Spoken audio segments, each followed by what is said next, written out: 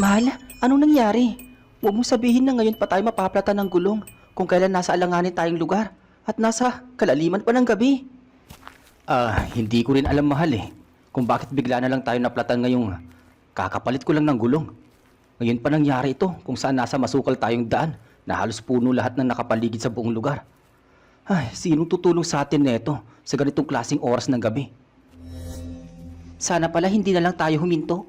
Mukha na pasama pa yata ang pag-ihi ko, kaya tayo nasiraan. Hindi naman maaaring hindi tayo tumigil kung naiihi ka. Baka magkasakit ka pa.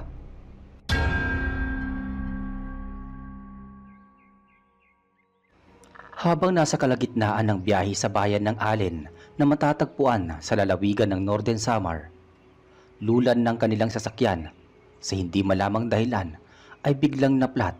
Hindi lang isa kundi dalawang gulong ng kanilang sinasakyan na siyang naging dahilan upang pansamantalang tumigil ang magkasintahan na sina Alex at Belinda. Nangibabaw ang pagtataka at takot sa magkasintahan dahil nasa lugar sila na napapalibutan ng maraming mga puno.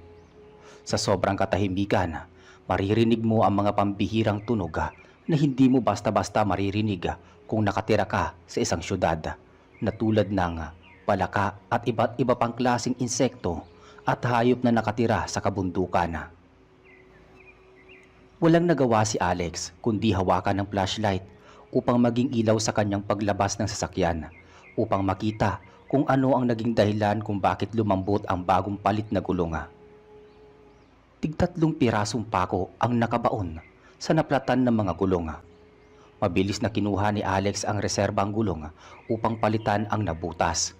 Ngunit sa sobrang kamalasan ay malambot din ang nasabing pamalit na siyang naging dahilan kung bakit uminit ang ulo ni Alex. Imbis na isang gulong na lang ang iisipin ay 2 gulong pa ang kailangan nilang palitan.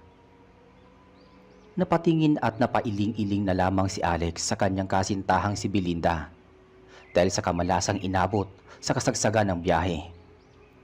Ay, napakamalas naman Ay, nako. Kung kailan nagmamadali tayo makarating sa bahay, doon pa tayo magkakaroon ng ganitong klaseng abirya. Nako, baka kung ano nang isipin ni Ama. Mahal, wala na tayong magagawa kundi maghintay ng muling paglabas ng araw upang makahingi tayo ng tulong sa mga nakatira dito. Hindi naman maaari na ngayon pa tayo maghanap dahil hindi nga natin alam kung may malapit na bahay ba dito sa lugar na to. Lumipas ang ilang minuto ay nananatiling nakatayo sa labas ng sasakyan si Alex habang nakaupo naman sa loob ng sasakyan si Belinda. Hindi maiwasan ni Alex ang magdabog sa kamalasang nangyari. Hanggang sa may narinig silang nag-uusap. Hindi maintindihan ni Alex ang kanyang nararamdaman dahil naghahalo ang takot at kagalakan. Kagalakan dahil maaari na silang matulungan ng mga taong paparating. Habang may takot dahil walang kasiguraduhan kung mabuting tao ba ang papalapit sa kanila. Abalang-abala sa pag-uusap ang tatlo kaya hindi agad nila napansin ang sasakyan nila Alex at Belinda sa kalayuan. Paring Dino, bakit mo pa sinama ang anak mo si Edgar? Anong tingin niya sa atin hindi natin kayang makauwi dahil sobrang kalasingan? Sambit ni Mang Karding habang pasuray-suray na naglalakad dahil sa kalasingan.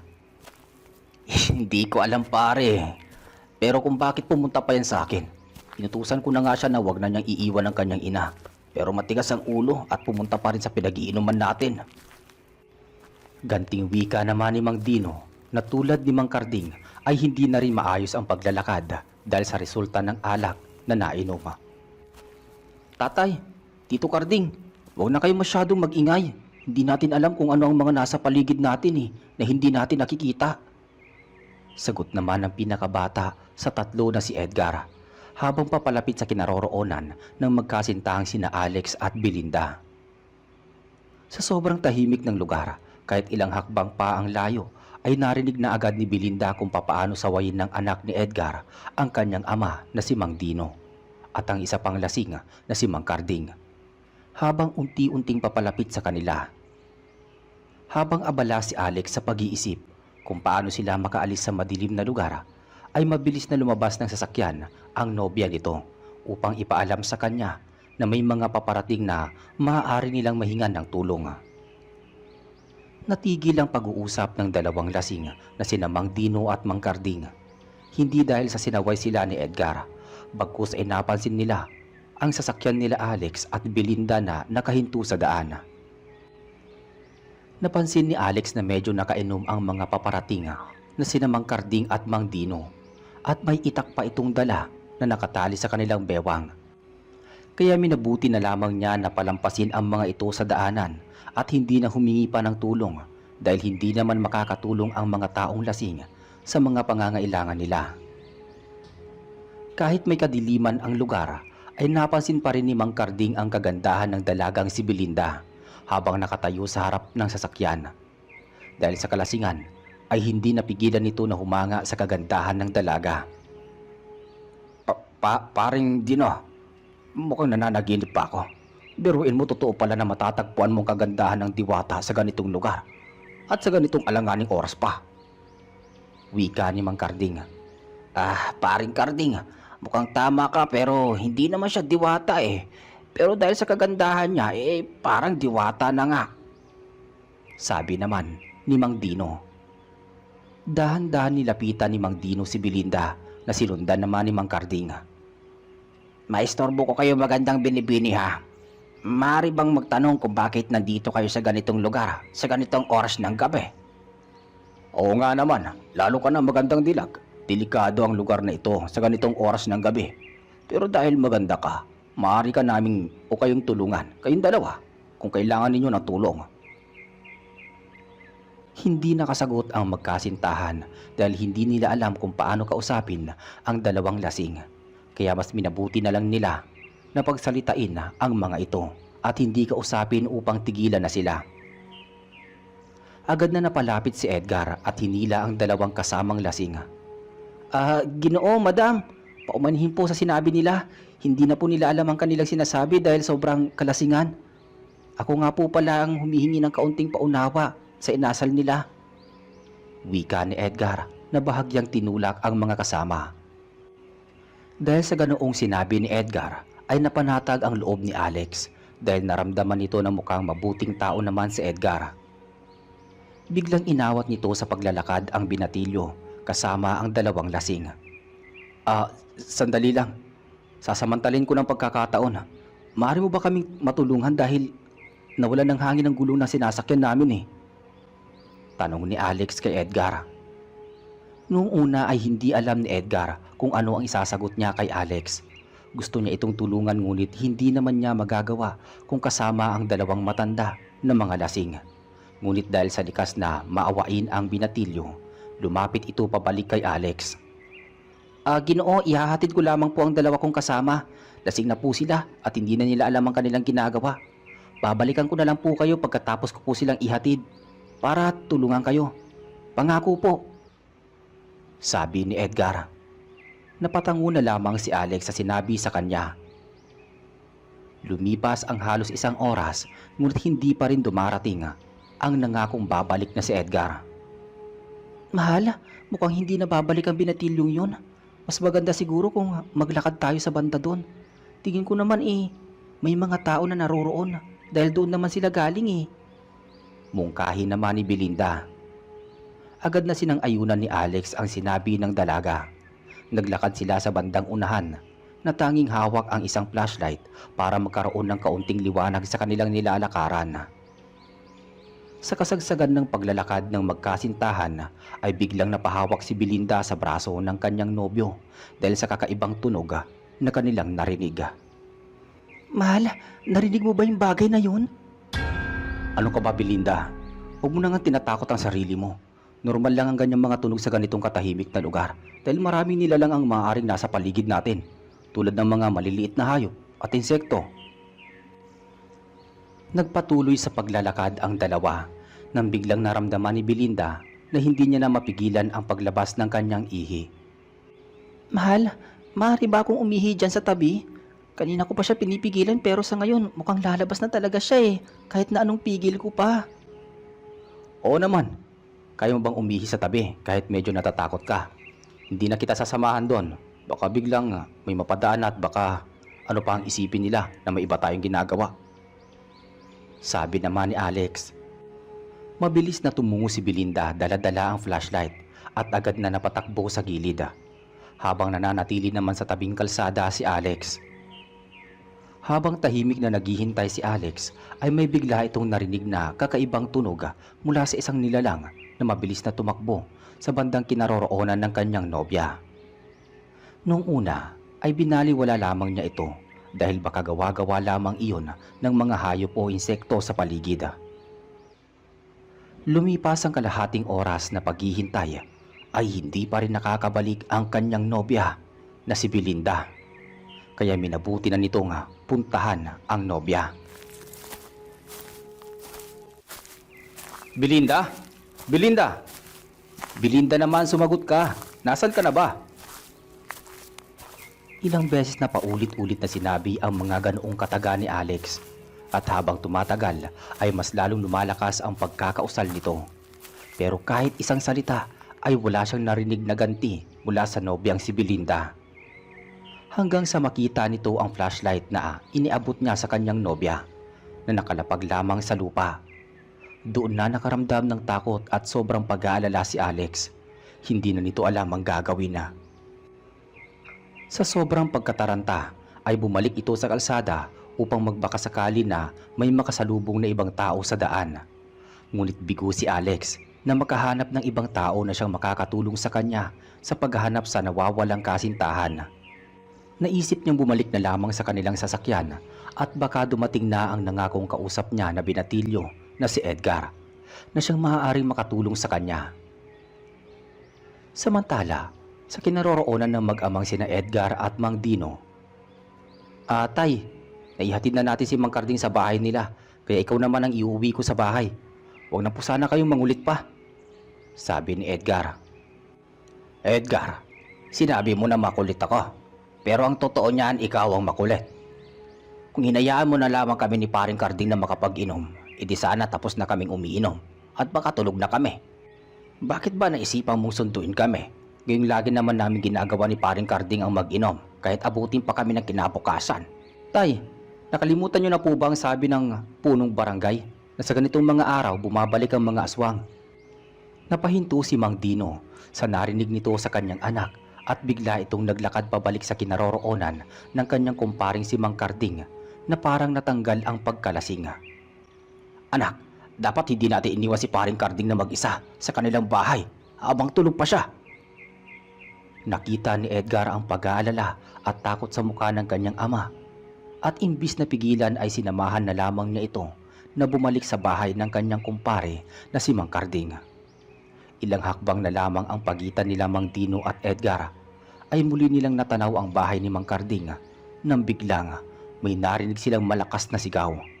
Isang pamilyar na boses ang kanilang narinig. Ang boses ni Mang Carding.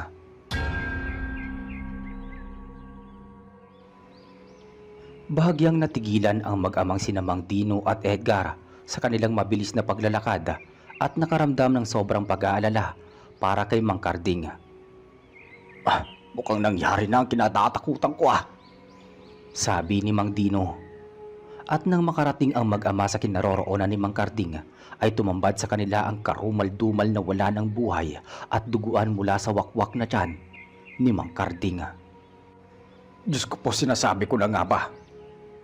Ang tanging maikiling na usal ni Mang Dino sa sobrang kabiglaan sa kanyang nakita na siyang naging dahilan din ng pagtanggal ng kanyang kalasingan. Habang natulala lamang si Edgar sa kanyang nakita at tanging naisip na lamang niya na baka isunod ay ang mga nakita nila sa daan na sina Alex at Belinda. Tay, kailangan natin mapuntahan yung magkasintahan na nakita natin sa kalsada. Baka isunod sila ng aswang. Hindi na nagsalita si Mang Dino at mabilis na nagtungo sa kinaroroonan ng magkasintahan na sina Alex at Belinda na kasama si Edgar. Samantala halos isang oras ang lumipas. Habang papalapit si Alex ay may napansin ito na parang may gumagalaw sa loob ng kanyang sasakyan. Pansamantala itong natigilan at tumingin sa paligid. Naghanap ng mga bagay na maaaring gamitin na maaaring ipanghampas man lang at isang makapal na sanga ang nadampot niya at dahan-dahan na naglakas loob na lumapit sa kanilang sasakyan. At nang makalapit ito ay napansin niya ang isang babae na nanginginig sa loob ng sasakyan. Walang iba kundi ang kanyang nobya na si Belinda. Sa sobrang kasiyahan ay binitawan ni Alex ang hawak na sanga at agad na pumasok sa loob ng sasakyan. Mabilis na niyakap ang nobya upang pakalmahin ito sa panginginig. Mabuti naman at ligtas ka. Ano bang nangyari sa'yo? Bakit hindi mo ako binalikan at naiwang pa tong flashlight? Kung alam mo lang, hindi ko alam kung anong gagawin ko nang hindi ka sumasagot sa mga tawag ko. Natakot ako ng sobra nang mapulot ko tong flashlight na nakalapag lamang sa lupa. Pasensya ka na, mahal. Natakot kasi ako nang biglaang may nakita akong aswang, kaya napatagbo na lamang ako ng biglaan. At mabuti na lang, nakabalik ako dito sa sasakyan natin nang hindi ko sinasadya. Hindi na ako nag-iingay at sinubukan kong lumayo sa'yo. Baka kasi sundan niya ako at pati ikaw madamay pa. Nanginginig na paliwanag ni Belinda.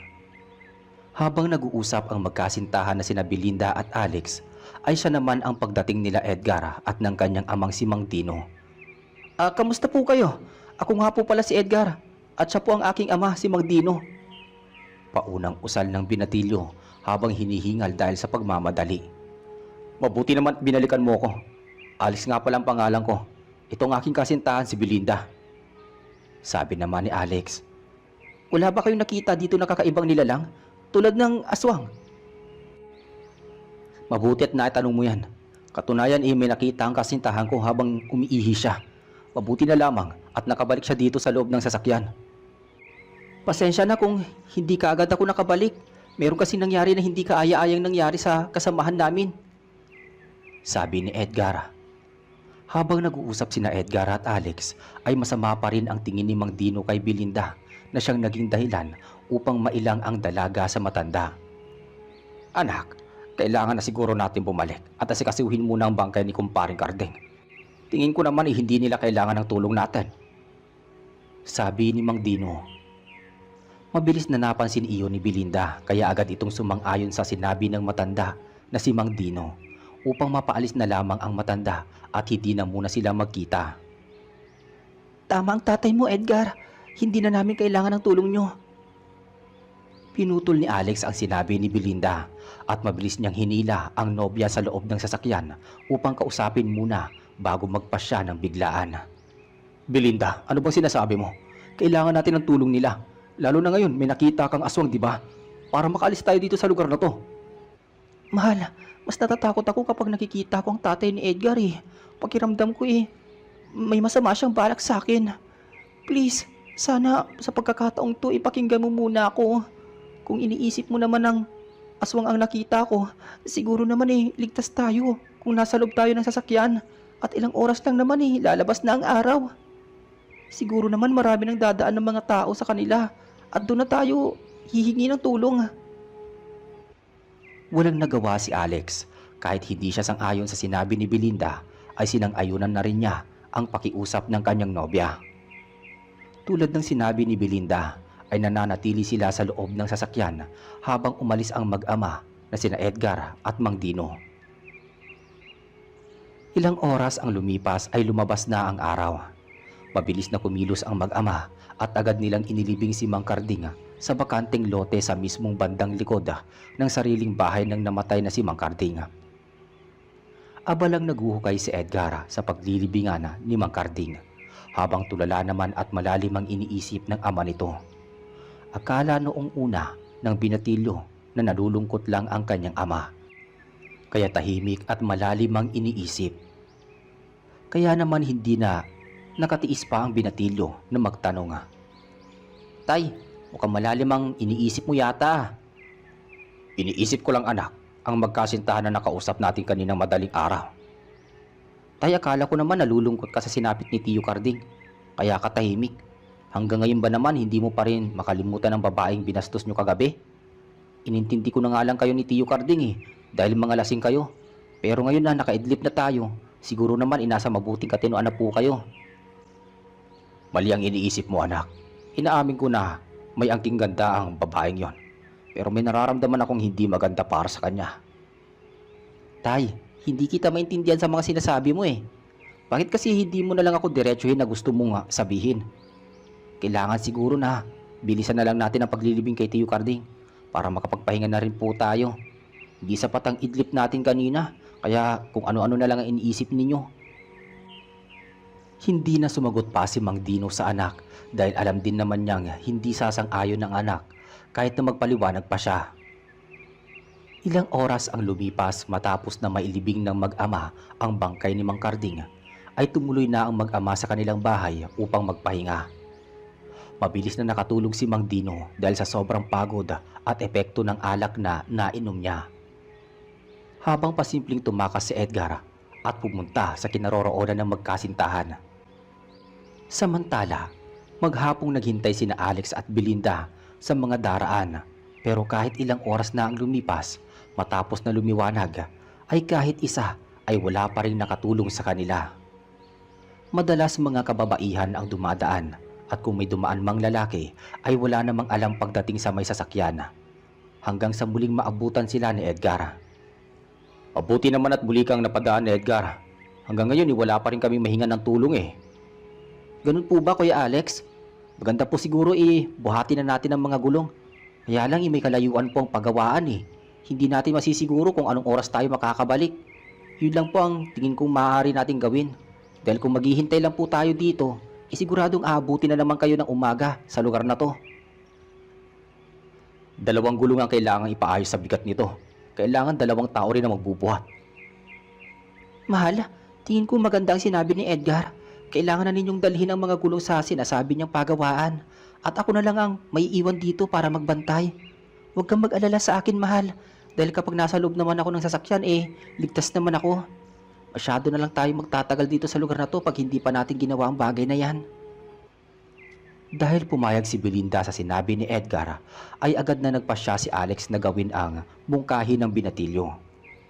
Mabilis na lumipas ang oras at muling nagtago ang araw. Dahil sa sobrang kalayuan ng pinuntahan nila Alex at Edgar, ay hindi pa rin sila nakakabalik muli at inabutan na sila ng dilima. Ilang minuto na lamang ay makakabalik na sila Alex at Edgar sa kinalalagyan ng sasakyan. Ngunit napansin ni Edgar na parang tumahimik at tila naiiyak si Alex. Kuya Alex, may problema po ba? Umiiyak po ba kayo? Pansamantalang huminto sa paglalakad at ibinaba ang buhat na gulong nitong si Alex. Sabay humarap at tumingin sa kamay ni Edgar. Sa hindi mapaliwanag na ikinikilos ni Alex ay lalong naguluhan si Edgar. Edgar, sana mapatawad mo ko. Naguguluhan ako. Anong ibig mo sabihin, Kuya Alex? Bakit po kayo humihingi ng paumanhin sa akin? Wala naman po kayong ginawang masama sa akin May kasalanan akong nagawa dahil hindi ko sinabi sa'yo kung sino ang pumatay sa kasamahan mo. Totoo ang sinasabi ninyo na pinatay siya ng aswang, pero hindi ko nasabi sa inyo na ang aswang na pumatay ay ang mismong kasintahan ko na si Belinda. Ano? Nag-aalala pa naman ako sa inyo na baka kayo ang isunod ng aswang. Wala kaming kaalam-alam na ang gusto naming iligtas mismong aswang pala.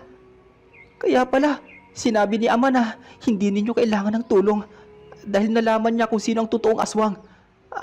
Alam po ninyong aswang ang kasamahan ninyo. Hindi ka ba natatakot sa kanya? Sunod-sunod na tanong ni Edgar. Dahil sa sobrang pagmamahal ko sa kanya, hindi ko man lang magawa na aminin sa kanya na alam ko na aswang siya.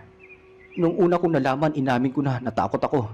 Pero habang tumatagal, nagiging normal na lang sa akin ang lahat at tinanggap ko ang kanyang tunay na pagkatao. Hanggang sa nakasanayan ko na lang. Hindi mo ba ako tatanungin kung bakit hindi ako natatakot sa'yo? Teka, bakit naman po kayo matatakot sa akin? Huwag ka nang maglihim sa akin. Kagaya ng kasintahan ko si Belinda, alam kong isa ka ring aswang. Tama ka. Isa nga akong aswang. Paano mo nalaman? Sa totoo lang, hindi ko na matandaan kung kailan ko ginamit ang pagiging aswang ko Dahil gusto kong ilihim ito sa aking mga magulang na nag-ampun sa akin. Lalo na kay Tatay Dino. Dahil alam ko kung paano niya isusumpa ang mga katulad ko. Napansin ko na parehas kayo ng kuko ninyo ni Belinda. Na isang palatandaan na kapag ganyan ang klase ng kuko, lumalaki at nagiging parang isang patalim na siyang ginagamit ninyo para wakwakin ang tiyan ng biktima. Alam ko, Edgar, na mabait kang nilalang. Hindi ako natatakot sa'yo. Sabi ni Alex. Ano pang alam mo sa mga aswang na katulad ko? Tanong ng binatilyo. Taon-taon, niyayaya ko si Belinda upang pupunta sa iba't ibang lugar at sasadyain ko na magpatigil sa isang ganitong klaseng lugar tulad ng ginawa ko ngayon na maplatan para magkaroon ng dahilan na hindi mahalata ni Belinda na tinutulungan ko siyang makapambiktima nang hindi niya napapansin dahil natatakot ako na baka dumating ang araw hindi niya na mapigilan ng maging normal na tao at ako ang kanyang patayin. Kaya kahit na sa isang taon sinasadya ko na makapambiktima siya. Sabi ni Alex. Hindi mo ba alam ng isang katulad mo na nagbabiyahe sa iba't ibang lugar para pumatay ng tao, parang dinaig mo pa ang totoong aswang. Tinutulak mo ang isang katulad ko na mambiktima kahit hindi namin kagustuhan. Katulad ni Ate Belinda, alam kong hindi niya gusto pero dahil dinala mo siya sa lugar na ito, hindi masyado matao at tinataon mo pa sa kabilugan ng buwan, mas lalo siyang mahihirapan na mapigilan ang paglabas ng kanyang pagiging aswang. Kaya ngayon, anong nangyari? Pinatay niya si Tio Carding. Galit na wika ni Edgar. Dahil sa galit na naramdaman ni Edgar ay hindi na nito napigilan na magbago ng anyo para maging aswang. Tumirik ang mata nito at nagbago ang kulay. Ang dating kulay puti ay naging pula. Habang mas lalong lumalaki ang mga tenga at ilong na katulad ng isang asong lobo na sinabayan pa ng paglabas ng mga balahibo sa buong katawan.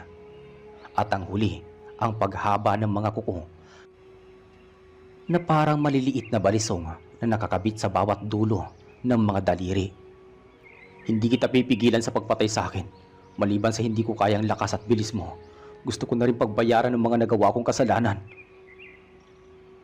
Walang sinabi kahit kaunting salita ay agad na nilusob ni Edgar si Alex. Tulad ng pagkamatay ni Mang Carding sa kamay ni Belinda ay ganoon din ang nangyari sa kanya. Tumusok at bumaon ang mga kuko nito sa kanyang tiyan. Pagkatapos mo kong patayin, iagad mong puntahan si Mang Dino upang hindi siya mapatay ni Belinda. Pakiusap ko sa iyo, wakasan mo na rin ang buhay ni Belinda. Matapos banggitin ni Alex ang mga katagang iyon ay lumabas ang dugo sa kanyang bibiga at ilong. Kasunod ay ang pagkawala ng buhay niya. Tulad ng inaasahan ay mabilis na nagtungo si Edgar sa kanyang itinuturing na ama na si Mang Dino para iligtas ito sa kamay ni Belinda. Samantala sa bahay nila Mang Dino, biglang nagising si Mang Dino at napansin nito nga tanging asawa lamang niya ang kasama niya sa loob ng kanilang bahay. Kaya mabilis na bumangon ang matanda sa sobrang pag-aalala sa anak. Muli nitong kinuha ang kanyang itak at inilagay sa kanyang tagiliran. Dahan-dahan itong lumabas ng bahay kahit may kaunting takot na nararamdaman ay mas nangibabaw pa rin ang pag-aalala nito sa kanyang anak. Makulit talaga tong anak ko . Sigurado akong binalikan niya yung mga taong yun. Bulong ni Mang Dino sa kanyang sarili. Hindi pa masyadong nakakalayo si Mang Dino ay naramdaman na niya agad na nasa paligid lamang ang aswang na kahit anong oras ay handa itong umatake sa kanya. Alam kong nasa paligid ka lang at kilala na kita. Mas maganda pa kung lumabas ka na at huwag nang magtago dahil kung hindi ka lalabas ay sasabihin ko sa kasama mo na ikaw ang aswang na pumatay sa kasamahan namin. Babala ni Mang Dino. Kalma ka lang po, Mang Dino. Ako lang po ito, si Belinda, ang nakausap ninyo kaninang madaling araw. Pakilala ni Belinda. Alam kong ikaw, Belinda. At alam ko rin na ikaw ang aswang na pumatay sa kumpare ko. Mang Dino, ano po bang sinasabi mo? Hindi po kita maintindihan kung bakit ako ang pinaghihinalaan mong aswang. Gayong kakarating lang namin sa lugar na to . Wika ni Belinda. Huwag kang lumapit sa akin. Nagpapanggap ka na naiihi para lang hindi makita ng nobyo mo ang pagpapalit mo ng anyo. Sa ganon, maging aswang ka at agad mo kami sinundan. At nagkataon na iniwan namin ang kumpare ko na tulog na siyang sinamantala mo para patayin siya. Ang sabi mo sa nobyo mo, nakakita ka ng aswang tama. Kung totoo man yun, Sigurado ako, patay ka na dahil walang nakakaligtas sa isang aswang sa pamamagitan lang ng pagtakbo. Dahil mabilis at mas malakas ang mga aswang kaysa sa mga normal na tao. Napansin ko rin na nakakalimutan mo atang punasan ang mga dugong tumalsik sa damit mo. Paliwanag ni Mang Dino habang inilalabas na nito ang hawak na itak na nasa kanyang tagiliran. Magaling kang matanda ka? Hindi ko na siguro kailangan pang magkunwari pa. Oo, inaamin ko. Aswang nga ako at ako rin ang pumatay sa kasamahan at parehas mong bastos. Kahit alam na ni Mang Dino na aswang si Belinda, ay nakaramdam pa rin ito ng sobrang takot at pagkabigla nang aminin na mismo ng dalaga na siya ay aswang. Kitang-kita kay Mang Dino ang panginginig sa paghawak nito sa kanyang itak at isama pa ang panginginig ng kanyang tuhod nang makita nitong mismo ang pagpapalit anyo ng babae. Ngayon matanda, anong gagawin mo ngayon? Kung ako sa'yo, tawagin mo na ang lahat ng Diyos-Diyosan mo para makaligtas ka. Sabi ni Belinda sa anyong aswang. Sa takot ni Mang Dino ay napatakbo ito at nabitawan ang hawak na itak. Sa sobrang pagkataranta ay natisod at nasubsob sa lupa at iyan ang pagkakataon na hinihintay ni Belinda para wakasan ang buhay ng matanda. Ilang hagbang na lang ang layo ni Belinda sa nakahigang si Mang Dino at nakahanda ng ibaon ang mga matatalas na kuko sa tiyan ng matanda. Nang biglang mapigilan ito ng kakarating lang na si Edgar nang iharang mismo nito ang kanyang katawan para isalba ang kinikilala niyang ama. Kasunod nito bago mawalan ng lakas at buhay si Edgar ay mabilis din niyang naibaon ang kanyang kuko sa tiyan ni Belinda na siyang naging daan upang sabay na mawalan ng buhay ang dalawang aswang. Hindi nakatakas ang tagpong iyon sa mga mata ni Mang Dino. Hindi niya alam na ang kinikilala niyang anak na si Edgar ay isa rin pala sa mga aswang na kanyang isinusumpa at sa mapaglarong tadhana ay isang aswang din pala ang magliligtas ng kanyang buhay sa kamay din ng isa pang aswang. At dito po natatapos ang ating kwento. Maraming salamat po sa inyong pakikinig. Hanggang sa muli.